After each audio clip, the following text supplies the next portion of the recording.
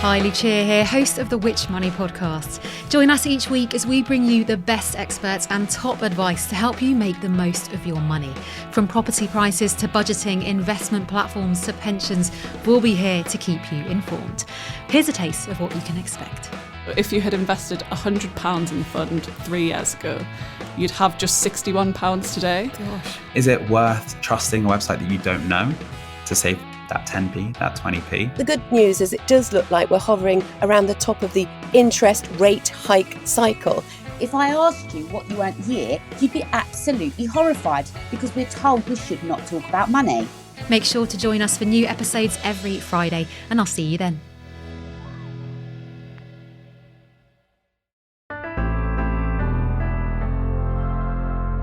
Hello and welcome to the Which Shorts podcast. I'm Rob Lilly-Jones. Now, by the time this episode appears in your podcast feeds, the Easter weekend will be fast approaching. According to the motoring group, the RAC, over 14 million journeys are expected to be made across the weekend. Vitally important, then, that your car is insured.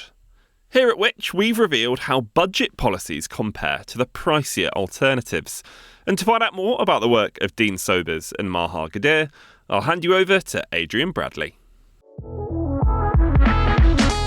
In late 2021, the average car insurance quote stood at £529, according to comparison site Confused.com. Today, this is almost doubled to £995.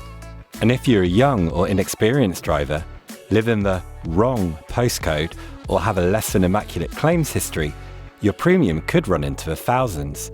Of the 2,038 customers we surveyed in November 2023, 6 in 10 said their premium had risen at their most recent renewal.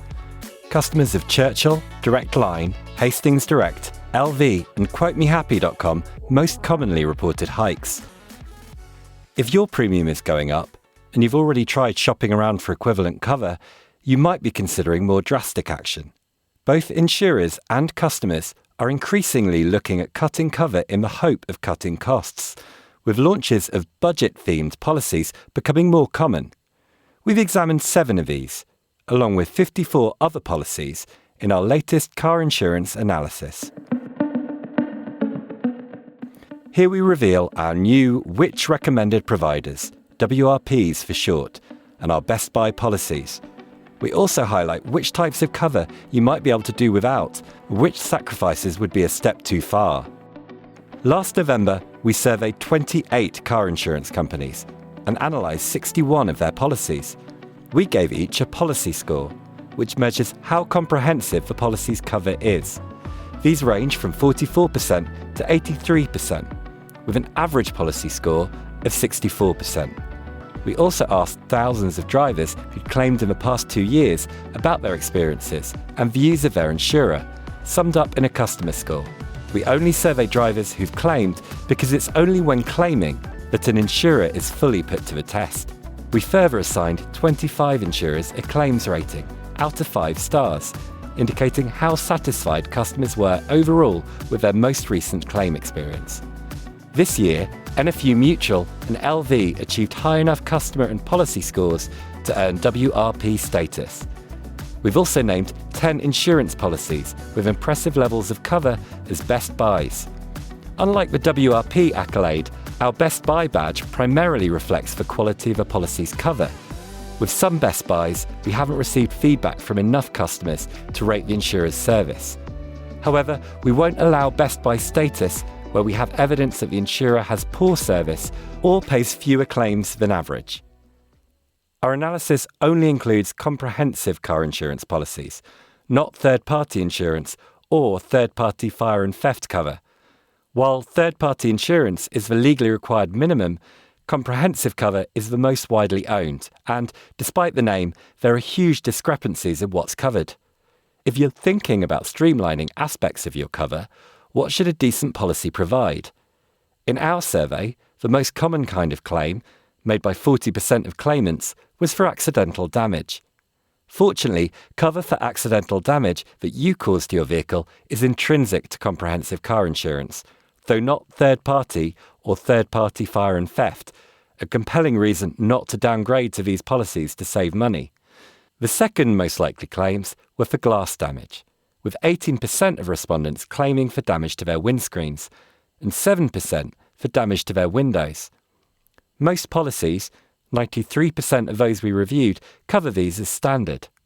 Accidents involving injuries were third most frequent, 14%. Your policy is legally required to include liability cover, which kicks in if you're culpable for damage or injury to others. All policies in our analysis provide at least £20 million worth.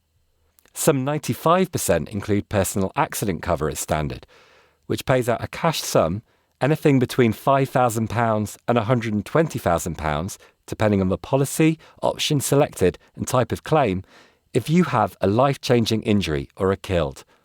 Importantly, though, this cover sometimes comes with its own age restrictions, which might rule you out. 8 in 10 policies, meanwhile, also contain limited cover, typically around £200 for medical expenses, such as physiotherapy or dental treatment. Vandalism and theft or burglary claims were joint fourth, each reported by 11% of claimants. With comprehensive insurance, you should be protected in either instance. In both cases, though, if your insurer has to pay out, you may lose some of your no-claims discount, further adding to your premiums. Luckily, with 39% of policies, you won't permanently lose your no-claims discount if you claim for vandalism damage, provided you've reported the incident to the police. We assessed the Essentials policies from Admiral, Churchill, Direct Line, Hastings Direct, Sainsbury's Bank and Quote Me Happy, and the bronze level of cover from Tesco Bank. Unsurprisingly, all landed in the bottom half. Hastings Essentials cover did worst, with a policy score of 44%. Sainsbury's Essentials, meanwhile, fared substantially better, with 60%, but was still below average. Some features usually included as standard, but absent from budget policies, include cover to get you to your destination or pay for overnight accommodation if an accident strands you while travelling. 5 of the 7 budget policies scrapped this, along with cover for driving other cars.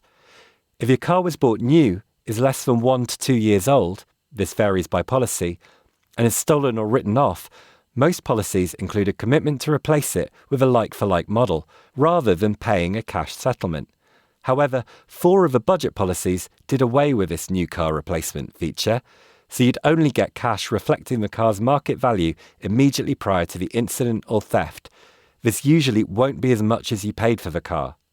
One omission that raised our eyebrows was cover for windscreens and windows, which is absent from the budget policies offered by Hastings, Quote Me Happy, Sainsbury's Bank and Tesco. Glass damage accounted for more than a fifth of claims reported in our survey. None of the budget policies we rated included personal belongings cover, even when this is included in pricier policies. This is fairly patchy, typically providing £200 to £500 of cover, and often with exclusions for items such as cash, phones and laptops. Although 8% of claimants we quizzed had used it, bear in mind your home insurance may cover your possessions outside your home. The good news is that if you make a car insurance claim, it's likely to be accepted.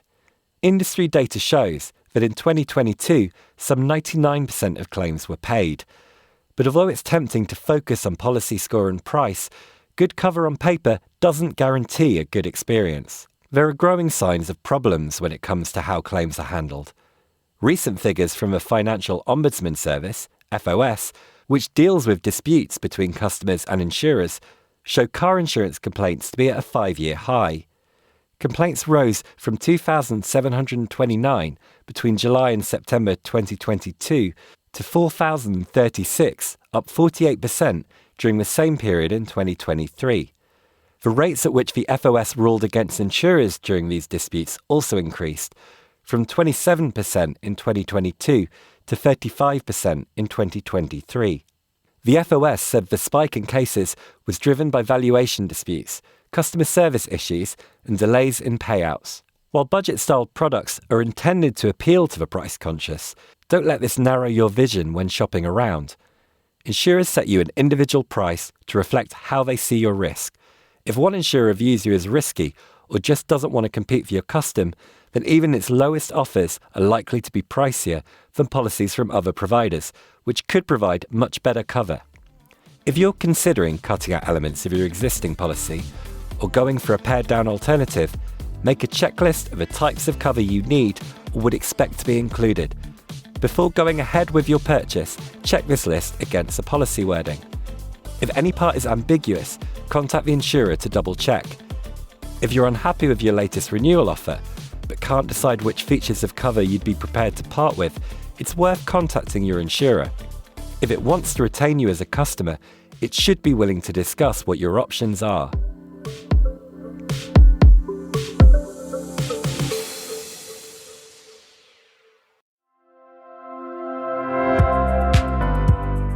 A huge thank you to Adrian Bradley for reading that piece, originally written by Dean Sobers and Maha Gadir and published in our Money magazine. If you want to subscribe and get our Money magazine delivered direct to your door, well, I'll pop a link in the description for today's show, and I'll do the same with our Money podcast too. That's where you can hear our brilliant experts give you all the best money advice every single Friday. Remember, you can find more articles you'll find useful every day on everything from money and technology to home and garden advice by signing up to one of our many free email newsletters. And you can do that at which.co.uk/newsletters. We'll be back next week for another episode of Which Shorts, and thanks for listening. Which Shorts was produced by me, Rob Lilly-Jones, edited by Adrian Bradley, and the exec producer was Grace Farrell.